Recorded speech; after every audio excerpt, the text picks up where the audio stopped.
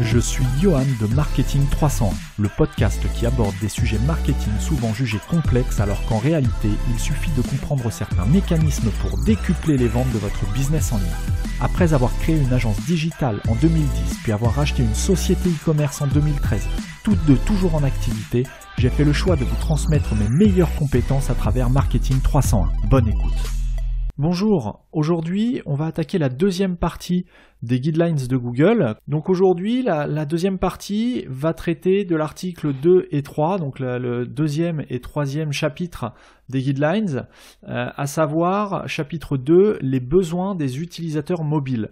Donc dans cette partie, Google explique à ses évaluateurs comment ils doivent, de quelle manière, à quel niveau ils doivent avoir conscience de l'utilisation des mobiles qui est fait dans le cas de recherche. Avec son déploiement mobile first, donc c'est le concept qui consiste à donner la priorité au crawl sur les sites version mobile, donc il faut absolument que votre site soit responsive, tout ça c'est indispensable, à savoir qu'aujourd'hui le bot va crawler votre site en version mobile avant même de regarder sa version desktop, donc ordinateur. On va voir dans cette partie que la notion de recherche vocale est prépondérante et vraiment très importante en ce qui concerne le référencement à venir de votre site. On va voir aussi que les évaluateurs vont traiter les requêtes et noter les pages et les sites web qu'ils vont étudier en fonction des paramètres régionaux, à savoir en fonction de la localisation d'un utilisateur, l'intention de recherche ne sera pas la même. On distingue donc trois types d'interprétation. Une interprétation de type dominante. Les interprétations dominantes, c'est par exemple pour une requête, la requête Apple, quelqu'un qui formulerait la requête Apple. L'interprétation dominante, ça va être la marque fondée par Steve Jobs, c'est-à-dire que la plupart des utilisateurs qui vont saisir cette requête vont rechercher des informations sur la marque Apple. Ensuite, on a l'interprétation commune, donc c'est l'interprétation au premier degré du mot, donc c'était le sens primaire du mot qui est recherché. Donc là, dans notre cas, les personnes qui recherchent Apple veulent des informations sur les pommes ou ont une recherche qui se rapproche du fruit. Et enfin, on a l'interprétation mineure. Donc ça, c'est toujours d'après les guidelines de Google, c'est ce que Google enseigne à ses évaluateurs. Donc c'est vraiment intéressant de savoir comment il manage un petit peu pour nous derrière, quand on va rédiger du contenu sur un site e-commerce ou une fiche produit, savoir vraiment comment interpréter, tourner, quelle tournure on va donner à la rédaction, à la partie éditoriale de notre site. Donc l'interprétation mineure, ça va être par exemple une recherche qui est liée au prénom d'une personne ou d'une ville. Par exemple, il y a un exemple qui est donné dans les guidelines de Google, la ville Apple qui est dans l'Oklahoma aux États-Unis. Donc voilà, c'est une interprétation mineure, c'est-à-dire qu'il y a peu de personnes qui vont vouloir parler de la ville de l'Oklahoma en saisissant Apple. Donc voilà, il va falloir que le quality raters, l'évaluateur, prenne en considération le type d'interprétation qu'il y a derrière la recherche. Un autre exemple d'interprétation, Mercure. Par exemple, une personne qui ferait une recherche avec simplement le keyword Mercure, l'interprétation commune serait relative aux planètes ou à l'élément chimique qui est le mercure. Et une interprétation mineure pourrait être la marque de voiture aux États-Unis ou un nom d'assurance. Donc là, ce sont des exemples, je n'invente pas ces exemples-là, ils sont clairement écrits noir sur blanc dans les guidelines. Ensuite, l'interprétation dominante peut changer au fil du temps. C'est tout à fait logique. Une interprétation dominante au sujet d'un appareil technologique comme, on va prendre l'exemple iPhone, quelqu'un qui rechercherait iPhone en 2007 chercherait à avoir des informations sur l'iPhone 1, la première génération du téléphone, du smartphone. Alors qu'en 2018, quelqu'un qui fait une recherche sur iPhone, sur le mot-clé iPhone, va souhaiter avoir davantage d'informations sur les dernières versions, à savoir l'iPhone X, donc le 10e, ou l'iPhone 8 éventuellement, mais probablement pas, ou alors de façon anecdotique sur l'iPhone 1. Donc en partant de ce concept-là, Google incite les évaluateurs à vraiment interpréter le type de recherche et le type d'intention que l'utilisateur souhaite formuler à travers sa recherche. Ensuite, il faut chercher à comprendre, pour l'évaluateur, il doit chercher à comprendre vraiment, c'est un petit peu ce qu'on vient de voir, l'intention de l'utilisateur.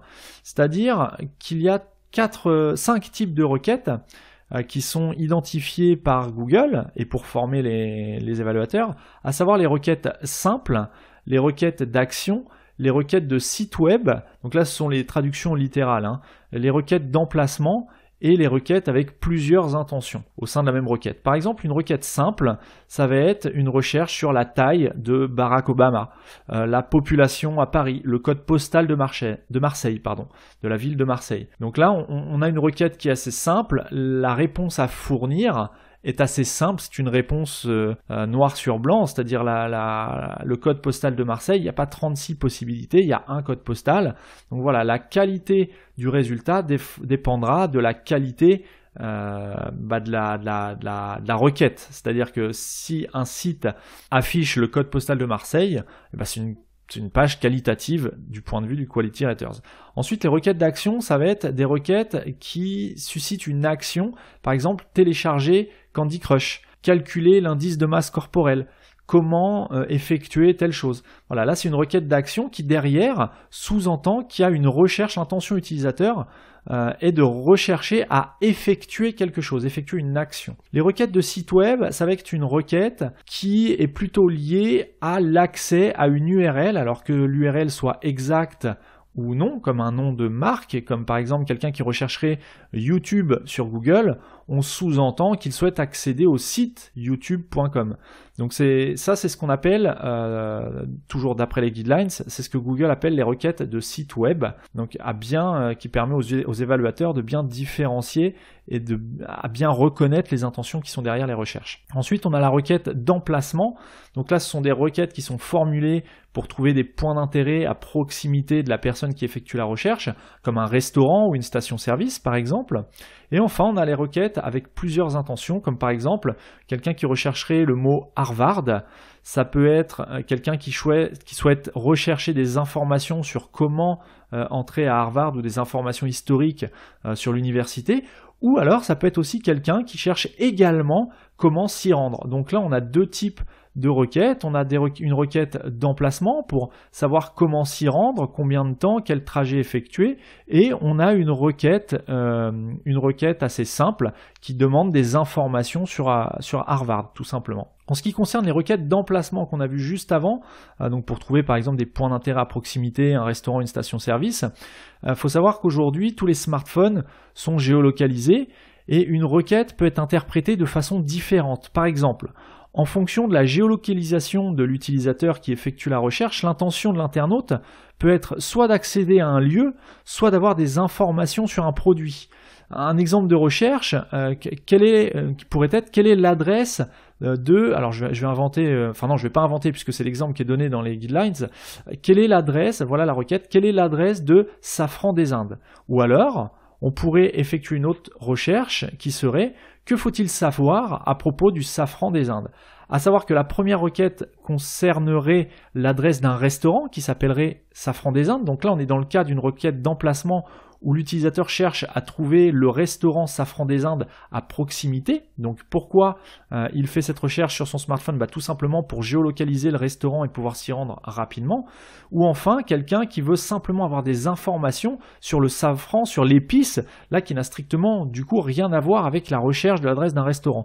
Donc c'est là toute la difficulté pour l'évaluateur de distinguer ces deux types de recherche, à savoir est-ce que la personne cherche à se rendre au restaurant ou est-ce qu'elle cherche des informations sur la culture du safran par exemple. Dans la partie 3, donc là voilà pour la partie 2, on vient de terminer, c'est un résumé assez rapide, mais voilà, il y avait beaucoup d'exemples qui n'ont pas lieu, qui sont intéressants, mais qui n'ont pas lieu d'être développés ici. Par contre, donc là on vient de voir tous les besoins des utilisateurs mobiles d'un point de vue d'un Quality Raters. La partie 3 ne fera pas l'objet d'un épisode supplémentaire à part entière dans cette série de 2 épisodes sur les guidelines de Google, car elle est plutôt destinée à donner des exemples de notation aux évaluateurs, et donc ça n'a pas trop d'intérêt de développer ça ici dans le podcast. Cependant, le point sur les requêtes que j'ai noté, le point sur les requêtes de recherche du produit je vais vous citer une partie donc traduite des guidelines. Vous allez voir qu'en fait c'est vraiment très bien expliqué et on voit un petit peu où Google veut amener ses quality raters dans l'interprétation et la notation des contenus, à savoir est-ce qu'ils sont qualitatifs ou pas. Donc je vous cite la citation. Certaines requêtes concernant des produits tels que iPad test montrent clairement que l'internaute cherche à avoir des informations sur le produit. Les autres types de requêtes produits, tels que acheter iPad, montrent une intention d'achat très claire. Enfin, certaines requêtes de produits telles que iPadstore.apple.com montrent une intention de navigation sur la boutique en ligne Apple. Pour autant, la plupart des requêtes de produits ne spécifient pas forcément un type d'intention. Gardez à l'esprit que de nombreux utilisateurs apprécient de pouvoir observer les produits pour lesquels ils ont formulé une recherche, un peu à la manière du lèche-vitrine dans la vraie vie. Il faut donc donner une évaluation élevée aux résultats qui permettent aux évaluateurs de trouver, de parcourir et de décider quoi acheter. Les utilisateurs ne prévoient pas toujours d'acheter des produits en ligne suite à une recherche. C'est généralement le cas par exemple des voitures. Même si le but final peut être d'acheter un produit, de nombreuses autres activités peuvent avoir lieu en premier lieu. Rechercher le produit, comme des avis, des spécifications techniques, comprendre les options disponibles, comme les marques, les modèles disponibles, les prix du produit, ou visualiser et envisager diverses options comme la navigation, etc. Important, les évaluations EAT. Pour rappel, expertise autorité, fiabilité pour les résultats de produits nécessitent des soins et une attention supplémentaire. Les résultats de requêtes de produits sont souvent des pages YMYELF pour Your Money, Your Life. Les utilisateurs ont besoin d'informations de haute qualité provenant de sources faisant autorité lorsqu'ils recherchent des produits, en particulier lorsque les produits coûtent cher ou représentent un investissement important ou un événement important dans leur vie, comme l'achat d'une voiture, d'une machine à laver, d'un ordinateur, d'un cadeau de mariage ou d'un appareil de fitness. Lors de l'achat de produits, les utilisateurs ont besoin de sites fiables, c'est-à-dire bonne réputation, assistance client qualitative, etc. Les résultats des requêtes de produits peuvent être importants pour votre argent et votre vie. Entre parenthèses, YMYL pour Your Money, Your Life. Voilà, donc là c'est une citation de ce qu'on trouve dans les guidelines. Donc il y a vraiment un point qui est fait, un point d'honneur qui est mis sur les requêtes de recherche produits. Donc là, ça vous concerne directement puisque la plupart de l'audience de Marketing 301 est concernée par les business en ligne, à savoir le e-commerce entre autres. Donc là, Google indique clairement à ses quality raters de porter une attention particulière à l'évaluation des sites de vente en ligne. Donc ça vient conforter ce que je vous disais dans l'épisode précédent et ce que je vous répète depuis le début du podcast Marketing 301, c'est-à-dire qu'il faut vraiment délivrer du contenu de qualité avec des informations techniques vraiment le plus poussées possible. Alors oui, c'est fastidieux, oui, c'est long, mais encore une fois, il y a des solutions. Il faut vraiment porter attention à vos produits. C'est vraiment la matière première de votre business, quoi. C'est vraiment le cœur de votre activité. Pour conclure, donc cette partie des guidelines nous montre l'attention que porte de plus en plus Google aux évolutions de comportement de ses utilisateurs. Notamment, la recherche vocale va inexorablement devenir un vecteur important d'acquisition de trafic dans les années à venir. Ça, on l'a bien vu au travers de tout le résumé là, que je viens de vous faire. On peut aussi imaginer que le progrès de l'intelligence artificielle n'aura aucun mal à remplacer petit à petit l'intervention humaine des évaluateurs pour délivrer une note la plus juste qui soit aux contenus qui sont présents sur Internet. Donc c'est important de délivrer des contenus qualitatifs et le plus détaillés possible pour faciliter le traitement et la pertinence de votre contenu par rapport à l'intention des utilisateurs qui formulent une requête. Plus vous aurez d'utilisateurs qui trouvent une réponse à leurs questions ou à leurs recherches sur votre site, plus Google va s'en apercevoir, notamment grâce au tracking de Google Analytics ou autre, et donc va améliorer votre site, puisqu'il faut savoir que la note qui est donnée à votre site, la note qualitative, on peut estimer aussi qu'il y a une note algorithmique. Bien évidemment, il n'y a pas uniquement une main humaine qui est chargée de noter tous les sites du web, c'est impossible. Donc on a forcément une interprétation algorithmique et sous certaines conditions, dont je ne connais pas les particularités, ça serait un peu trop facile, personne ne connaît ces particularités. Sous certaines conditions, il y a des quality raters qui sont missionnés pour passer sur votre site et juger de la qualité de vos contenus ou aussi, en fonction des requêtes qui sont saisies par les quality raters, ils regardent les 10 premiers résultats ou les X premiers résultats et ils vont noter la pertinence de ces résultats. Si votre site figure par exemple sur un top 10 pour une requête alors que le contenu qui est délivré après avoir cliqué sur votre lien n'est pas qualitatif ou ne répond pas vraiment à la requête qui a été saisie, il est fort probable que le Quality Raters vous mette une note plutôt faible, en tout cas pour votre contenu, ce qui dégradera logiquement votre positionnement au moins de la page, peut-être même du site, puisqu'on peut imaginer, on peut très bien imaginer que la note qui est reportée sur une page, enfin qui est apposée à une page, est reportée dans un pot commun au site, c'est-à-dire à la qualité globale de votre site. Donc il faut vraiment faire très attention au contenu. La traduction du document dont je viens de